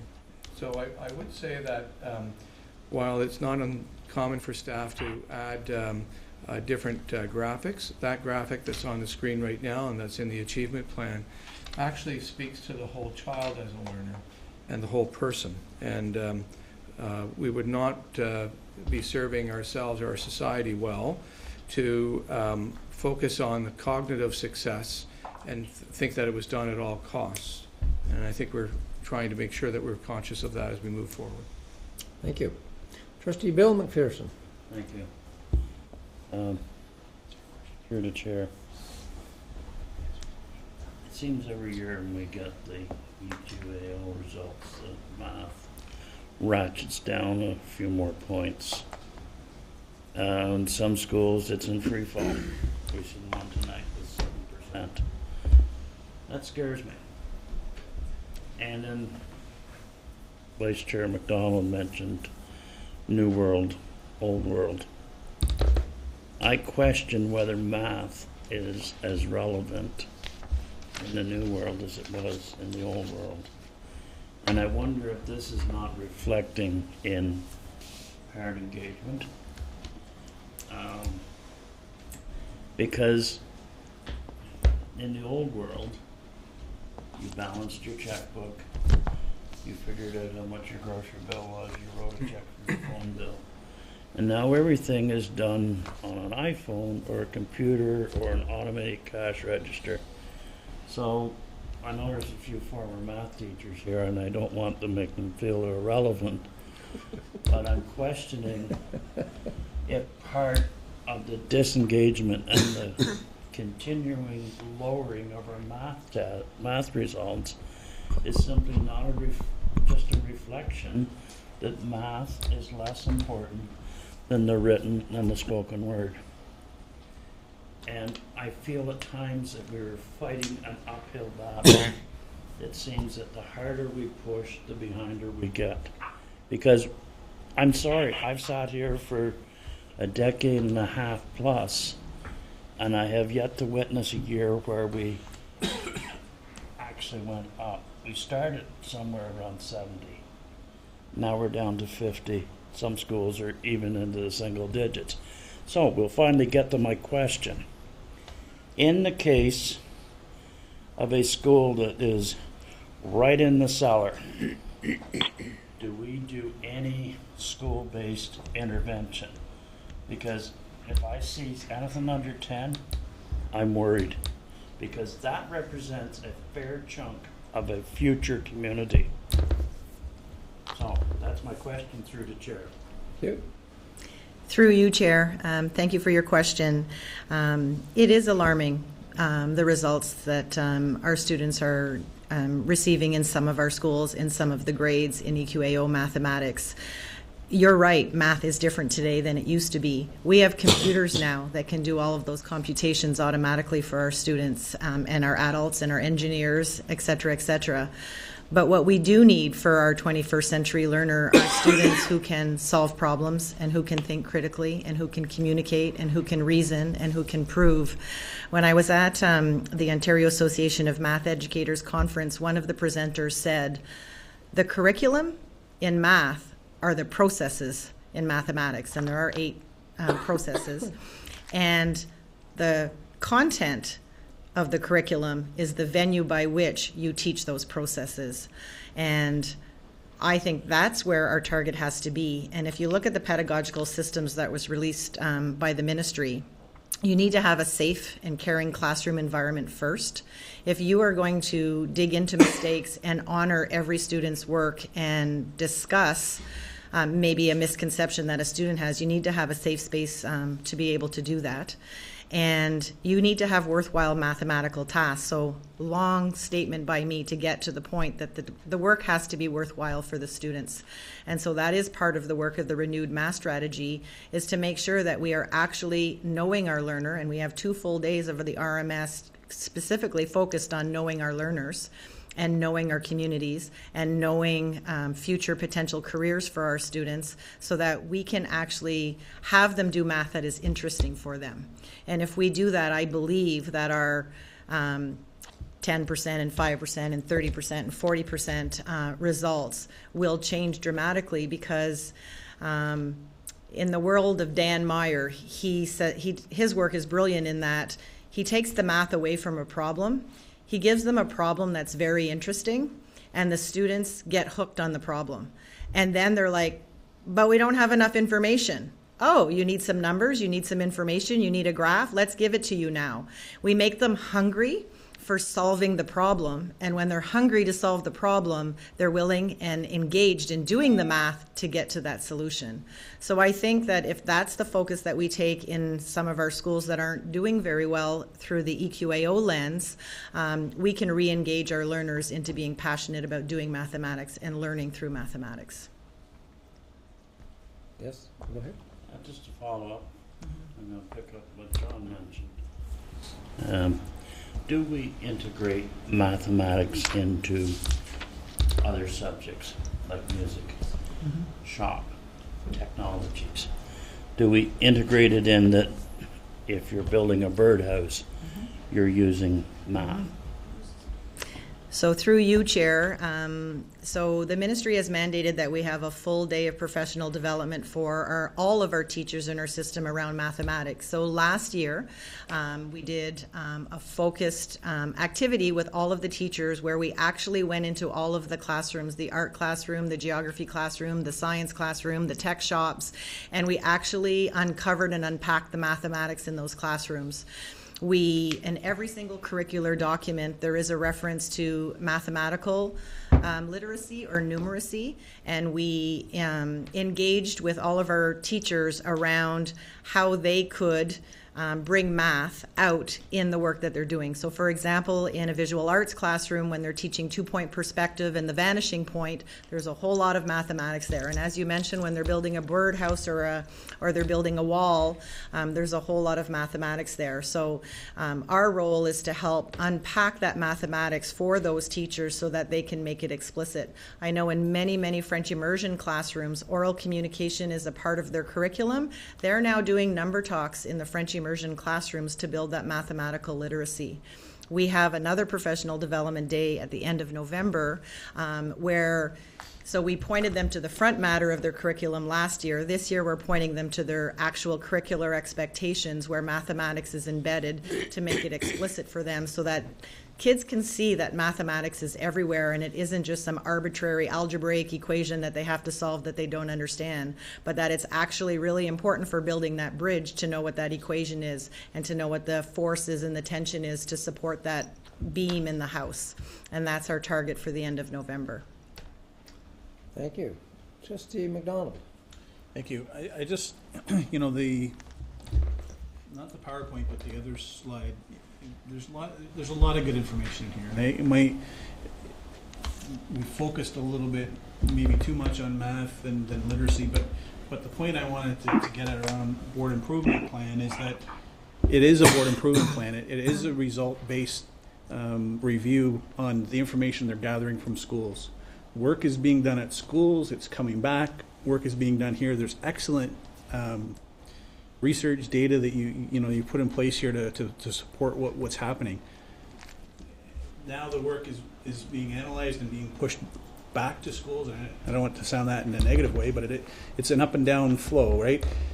Work happens in a school, we measure the results, we see how we've done, it comes back up, we reevaluate, we send it back to the schools. And I think that's the important piece around student achievement is that the plan is here. We're making progress in some areas. We're making strides in others, the intention to make progress. And I truly believe that we're going to get there. And this is an important component of the work that we do as trustees. We're responsible for the student achievement around the Achieving Excellence document. We're responsible for a lot of things. But the board improvement plan isn't going to deal with that well-being piece necessarily. It may be encompassed, but we also have well-being strategies that we have to focus on. So, I think the fact is that we've got some good work being done, and it's important for us to recognize it, talk about it, and know that the work that we do here is helping our schools. And we see that whenever schools are going to come and present to those SIPSA plans to us. So thank you for the work that you've done, to the team tonight, the team in the past who've done the work to get us to where we are. So I appreciate the level of detail that you've got here. So thank you. Thank you. Trustee Wendy McPherson. Thank you. I guess I want to go back to slide 5 and get a little more detail as to what the director was saying. Now, all I ever see is just percentages of the student that we're talking about. I never get to see the real numbers that we're talking about. How many numbers of grade 9 student was the province looking at that time in that little shot of that year? And us. And I say it because I worry of whether or not we're missing more students than we actually think we might be missing when we look at just percentages. Is it at all possible to ever see the numbers of the students that we're talking about? Through you, Chair. Trustee McPherson, if you look at the cohort tracking data graph in the actual BIPSA plan, it's page 8 of the BIPSA plan. The percentages are listed in the pie chart, but below in the actual descriptors, it identifies the number of students that we're talking about. So for example, in reading, there were 991 students who met the provincial standard in both grade 3 and grade 6. 304 did not meet the standard in grade 3, but actually improved to meet the standard in grade 6. And 109 students who were at standard in grade 3 did not meet the standard in grade 6. and 262 students did not meet the standard in 3 and 6. So the actual numbers are provided in that graph in terms of our UCDSB students, and the schools would have the same similar data for their individual schools. Right. And so I'm talking about the province. Is it at all possible to see what numbers we're talking about there? How many students they're talking about? Through you, Chair, the province has the same cohort tracking data that is on page 8 for our school board, so they have that provincially as well in terms of number of students across the province who are or are not meeting the standard in all of the assessments. On 8. So we only provided, through you, Chair, the stats for Upper Canada District School Board with the numbers, but we can provide the provincial numbers that correspond to those numbers on that slide, or page 8. Yeah, okay, that'd be great. Okay, thank you. Thank you. Trustee Kartner. Thank you, Chair. When I look at all this information that's coming forward, especially based on the EQAO results, it irks me a little bit because I know in our classrooms there's a lot of evaluating going on, and it's not based solely on EQAO. And I don't think we get that message out there often enough. I know in our presentations we're looking at EQAO, and that's what the parents look for is EQAO. But I know when it comes to the report cards that come home, there is much more detail than what we see in these graphs. So it's just, I caution everybody in thinking that this is the only thing we go by. It's not. I don't believe it is. Through you, Chair, I had, thank you very much for bringing that forward because it is an important point.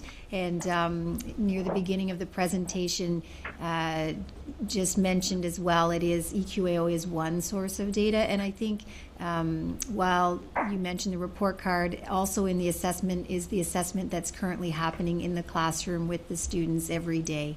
And that is the information that our teachers are then attending to in terms of improving student learning. Through you, Chair, just to add to that, and that is the extra layer that we've added to the BIPSA and the SIPSAs this year is that constant monitoring of where the students currently are at in our classroom through those pre and post assessments. Thank you. Trustee Armour. Thank you, Mr. Chair. I have just one question. I like the fact that we've put numbers in place and that we're going to hit those goals, and I'm proud of our board for putting those numbers in, and I'll be even prouder when we hit them. So my question to you is, yes, we do lots of things in our classrooms, and I think that's fabulous, but I want to talk about a little bit about ongoing monitoring related to the achievement of the goals. So I'm not going to talk to the principals, but I'm going to talk about the superintendents because they're here on the board table with me. What are you going to do with your administrators to make sure that this is a living document that you're going to live by? And then I have a question after that. Okay, we'll start with the director and then we'll go into that. Thank you, Mr. Chair. Through you, it's a good question for us to ask because it's more than just a plan. It's about the execution of the plan and then confirmation that the execution is actually having an impact that we desire. So having accompanied, I think, 4 of the 5 superintendents so far to school meetings over the last few weeks, here's what's happening. We have a standard focus for those visits now, and we're trialing that for the first time in a while. And we're asking common questions, including about instruction, leadership, resources, site management. At the last 3 visits that I was part of, we are now using as well a SIPSA monitoring sheet. And what that is asking principals to go into the granular parts of here's what your plan was, who are some of your focus students that as a representative sample is evidence that you think that there's having impact or not. And then thirdly, there's also the, beyond the representative sample, there is what is the kind of work that you see going on that you know that you've more than planned that you're now implementing. And as you know, Mr. Chair, that we have a 4-step implementation that begins with planning, then acting, then monitoring, then reflecting. So I do think that the senior staff are very present, and that's part of the intelligent accountability about actually having a plan is asking questions about how is it going and how do you know. Thank you. Trustee Cram. Thank you, Chair. Two questions that are sort of related. They come from slide 6. I concur with Trustee McAllister about the 3% laudable goal. I'm curious as to why it's been restricted to levels 3 and 4, and can you give me any indication of any sort of goal for levels 1 and 2? Through you, Chair. Thank you very much for that question. I knew someone was going to ask me of it. So really our provincial standard is level 3 and 4, and that is the target that we are focused on in literacy, and is continuing on from our target from the previous year. But that is not to say that we are not attending to the needs of all learners within the classroom. We certainly are looking at our student profiles and our student learning needs so that we would be supporting all learners' needs in the classroom environment. It was just for our monitoring and tracking purposes. It was the focus on moving those students from level 1 and 2 up into level 3 and 4. And supplemental, Chair, with the numeracy part, you've restricted that to raising it by one level, putting a percentage number in as you did with numeracy. Can you give me any idea of why they are separated into percentages and levels? Through you, Chair. What we've discovered through our analysis of the data around mathematics is that students who are at level 3 and 4 in grade 3, as an example, frequently are no longer at level 3 and 4 by the time they reach grade 6. And so we were cautious about trying to focus on our level 1, 2 students only to move them into the level 3, 4. What we want to do is we want to make sure that we're closing the gap for our level 1 and level 2 students, and we're improving learning for our level 3 and 4 students so that they don't slip to level 1 and 2. So it was a little bit more complex in the world of numeracy in that they're not maintaining the standard over time, and so we wanted to address that in particular by focusing on all of our students. What we're doing in terms of monitoring, however, as you can see in the BIPSA plan, is that we are targeting focus students so that every teacher will monitor their focus students. Of course, they monitor all of their students in the classroom, but to bring to the learning team table, they bring their focus students.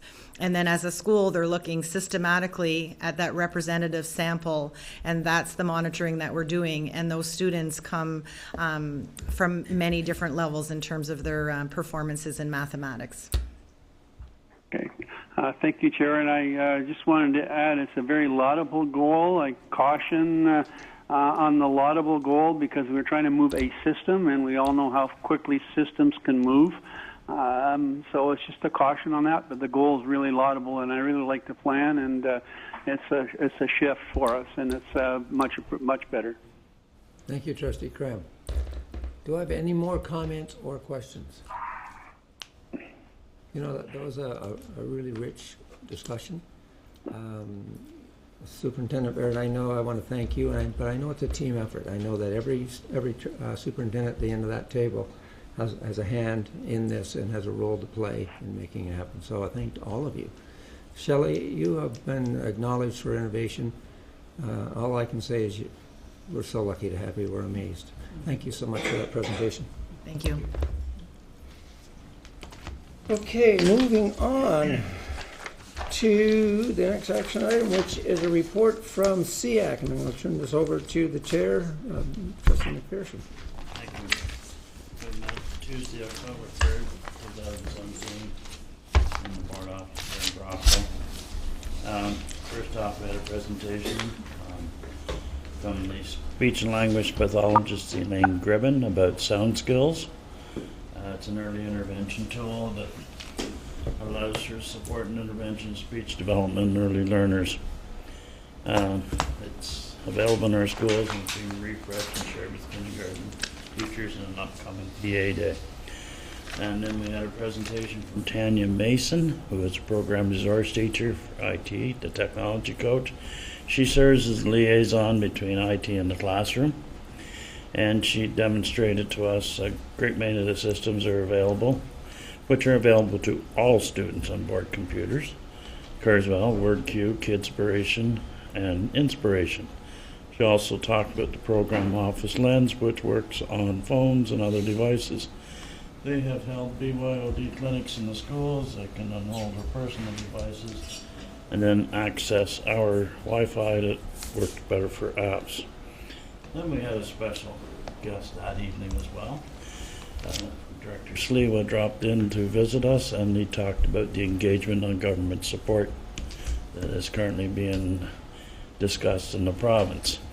SEAC is one of the 5 advisory committees that serves as board. And it was an amazing discussion. And further feedback will be forwarded at our next meeting if it comes up. Then we took a few moments and started reviewing the early identification procedures and intervention strategies, pages 15, 16, and 17 of our Spec Ed plan. We plan to talk at our next meeting as to how we're going to continue to review. And as chair, I present this report to you. Thank you. Thank you. Do we have any comments or questions?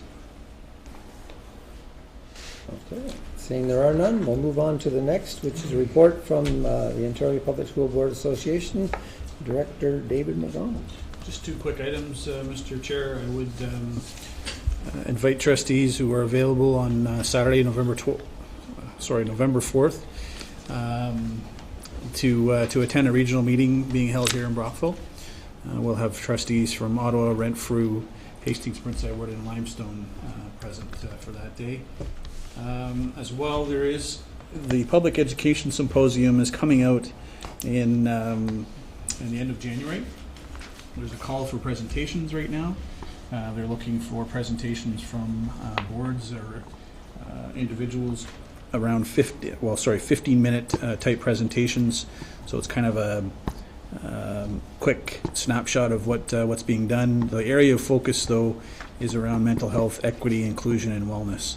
So if you have any ideas or would like to submit something, certainly we can do that. And if you're interested in doing it yourself, I would certainly put you in touch with the right people at OPSPA. That presentation, that session would be during the pre-symposium, though. It's on a Thursday afternoon around 2 o'clock that it would be presented.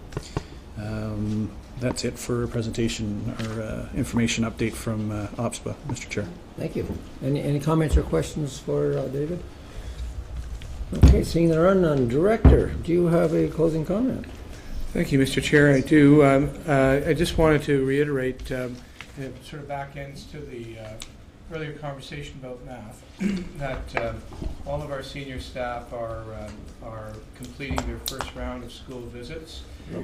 We wanted to ensure that the board knows that because they have enhanced the side of the academic supervisory officer staff, that the expectation that we were in schools more frequently, that we were visible in terms of the learning and the celebrations and the staff support, because as you know, we have quite a significant transition of a number of new school leaders, and many of whom you'll meet in these types of meetings over the course of the year because of the presentations to the board.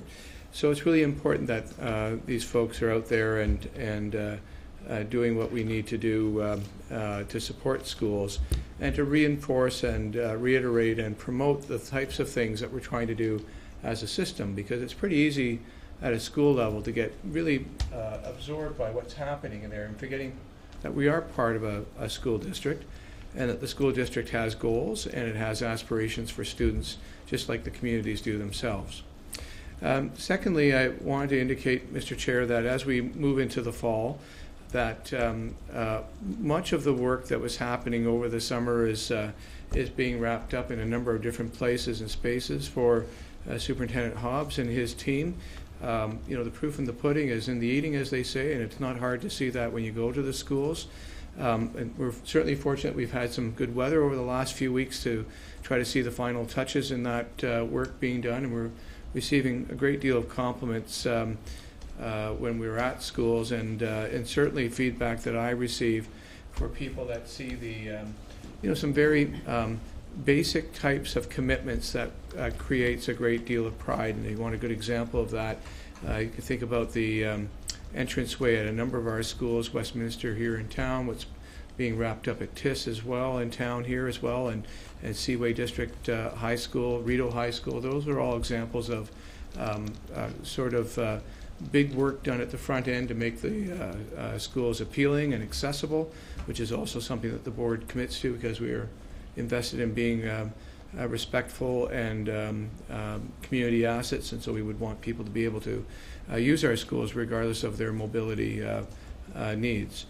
And that would be the same thing with regards to some staff development commitments that we've initiated in terms of occupational health and safety, and those were covered off as we do annually in September. So we really are well into the operational year, and it's really a great place to be. I can't tell you again how much I appreciate that the board supports and expects me to be in schools. They are some of my best days, and I really do think that I can come back here and speak to the things that I see along with the superintendents that I'm going to schools with, and seeing the kinds of things that you're asking to see in classrooms and at school sites. So it's a great start to the school year again, and I want to thank all the members of the senior team that have made that happen in such a short time. It's been a very quick start off, but one of the best ones that I can recall in my career. So thank you.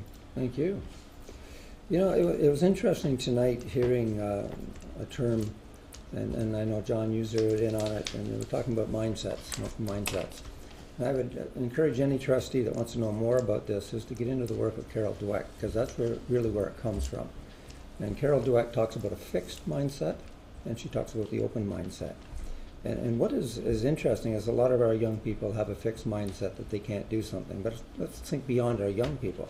Think of our communities, people we work with, think about people at the board table. Sometimes we have a very fixed mindset on certain things, and we're not open to other possibilities. And the key of what we're trying to do at the school level, obviously, is to open up mindsets. But what's interesting when you get into Carol Dweck's work is she talks about the fixed mindset of a student who does well. And you wouldn't think that a student that does really well, for example, a student that has incredibly high marks in classroom, is having a fixed mindset. But they often do because it limits their ability to take a risk, because they don't want to risk not knowing how to do something because they only know how to do it one way. So when we start to bring different pieces of learning to them, it becomes a challenge to even our brightest students because it's challenging their mindset. And the key is to move from a fixed mindset, obviously, to an open mindset where, as Shelley was saying tonight, that anything is possible with hard work. The second thing I want to talk about is I know that local government was mentioned last week, and some of the trustees had got into the schools and made some presentations either last week or this week. I think it's really important that we get an opportunity to go into our schools, especially at this time of the year, but it'd be nice at any time of the year to be able to talk about the role of a trustee as an elected official at the local level. Obviously, in the last year, attention was drawn to our role. we had no problems being recognized as people of interest in our communities, but sometimes I think we get lost as the year moves forward. And I think it's really important that our communities recognize the hard work that we do on their behalf. We are elected like anyone else at the local level, and we have a responsibility. And I'm really pleased that some of the trustees got invited into the schools. And Director, I thank you for that, for bringing that to the school's attention. David, I thank you also for bringing that to my attention as well. And those of you that were invited and went in, and some of you who were former teachers and had a chance to teach again, I'm sure you loved it, even if it was down with the grade 6s, eh, John? They chew you up. They're great kids, eh? And Bill, you had a chance as well. I know Carol, you were in, and Miss Susan again. Anyways, those that did win, thank you very much. Tomorrow is the grand opening of our new school in Kemptville. If you have a chance to be there, I believe it starts at Director 1:32. 1:30. If you have a chance to be there, it's a nice fall day. It'd be a beautiful day to be outside.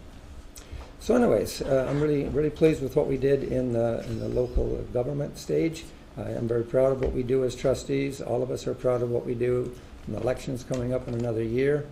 The last thing we want to be is waiting to be asked to come to something when we actually play such a critical role.